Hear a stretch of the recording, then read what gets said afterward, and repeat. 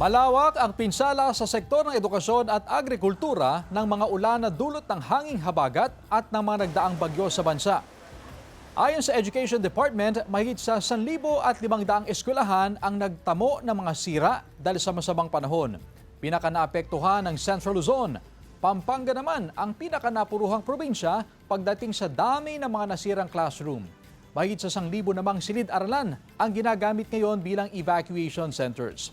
Abot naman sa halos 2 bilyong piso ang halaga ng pinsala ng maulang panahon sa agrikultura, ayon sa Department of Agriculture.